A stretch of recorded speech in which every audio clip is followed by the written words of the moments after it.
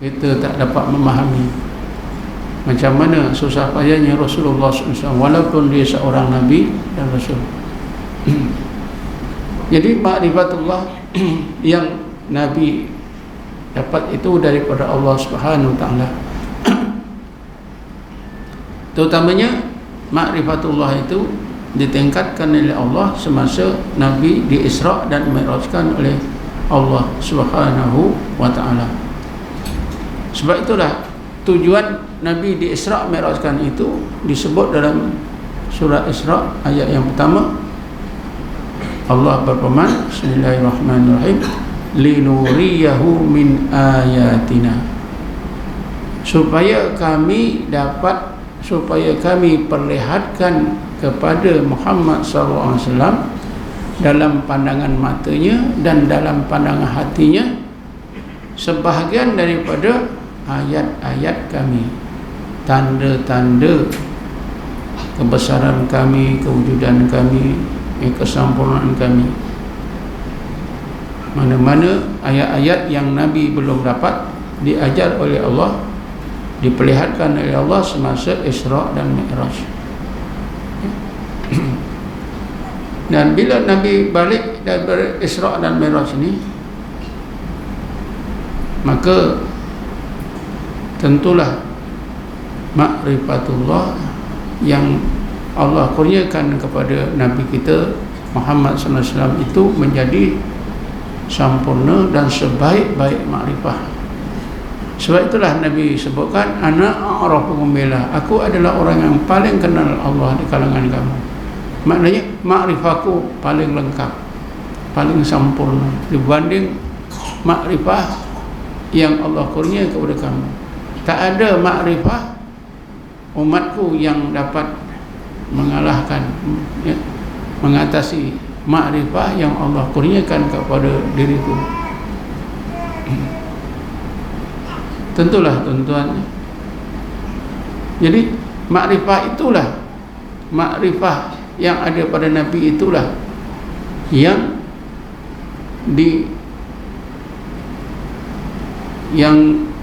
dilempahkan oleh Allah menerusi Nabi kepada para sahabat.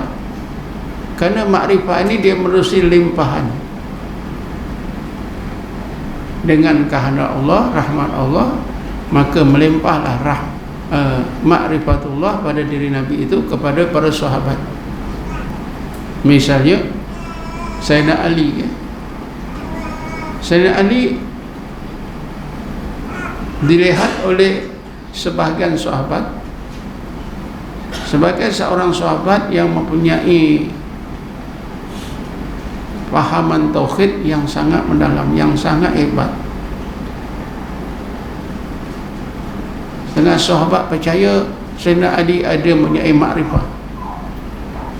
makrifatullah.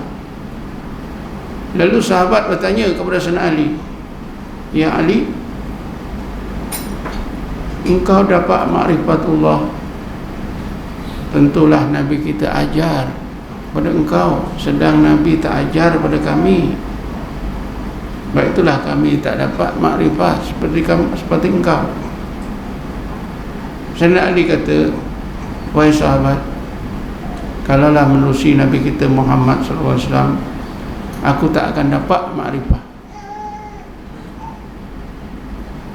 Lalu sahabat, macam mana engkau dapat makrifat? Sayyidina Ali menjawab dengan katanya, Arabtullah billah, aku dapat makrifatullah kerana Allah sendiri yang melimpahkannya. Tapi jangan lupa, kalau tidak ada Nabi tak akan dapat. Memanglah Allah melimpahkannya, tapi salurannya menerusi Nabi Muhammad SAW. Tanpa Nabi, Sayyidina Ali tak akan dapat makrifah. Tanpa Rasulullah, Sayyidina Ali dan sahabat-sahabat lain tak akan dapat makrifah. Jadi sebab itulah kita jangan lupa, kaedah ini memang begitu. Maknanya tuan-tuan, kita tak boleh tak boleh melepaskan diri daripada guru. Ilmu ni dah ada dalam buku, kita baca je, kita amal, tahulah, faham. Memanglah sebagian ilmu tu boleh dibaca, boleh dipaham, tapi ma'rifatullah tidak boleh, mesti ada salurannya. Nabi Muhammad pun bukan Allah yang menyampaikan terus, ada salurannya. Jibril alaihissalam. Apa makna Jibril Isra' dan Mi'raj, Nabi Muhammad di Isra' Mi'rajkan ini diiringi oleh Jibril,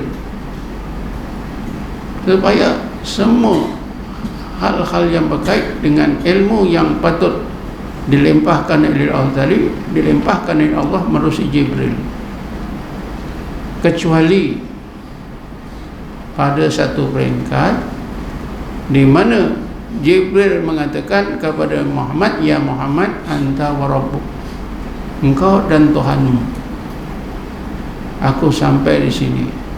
Itu sebenarnya bukan kerana tempatnya itu Jibril tak boleh pergi, tapi menurut pahaman orang-orang sufi, maknanya bila sampai satu peringkat, iaitu wahwa ma'akum aina ma kuntum, maka saluran guru tidak perlu lagi, Jibril tidak perlu lagi.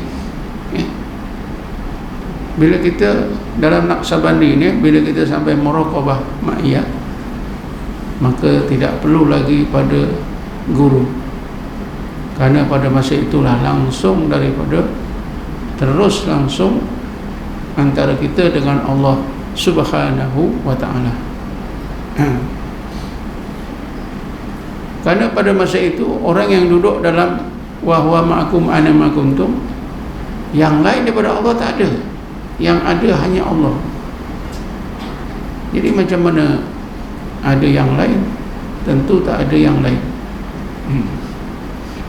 Jadi Nabi Muhammad SAW pun dapatkan makrifat itu ikut peraturan-peraturan, kaedah-kaedah yang Allah telah tetapkan, sehinggalah sampai satu peringkat di mana Nabi sudah berada dalam keadaan wahwa ma'akum aina ma kuntum, maka pada masa itu pimpinan Jibril tidak diperlukan lagi, dan Jibril pun sebut, ya Muhammad, anta wa rabbuk, aku sampai sini sajalah, engkau dengan Tuhanmu semata-mata.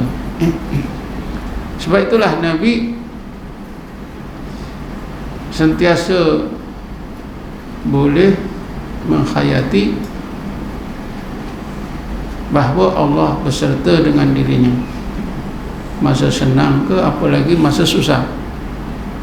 Masa susah dalam gua di atas Jabal Sur, ketika dikejar oleh orang-orang Quraisy untuk dibunuh bersama Abu Bakar, Nabi senang hati, Nabi tak rasa takut. Pasal apa tuan-tuan tak rasa takut?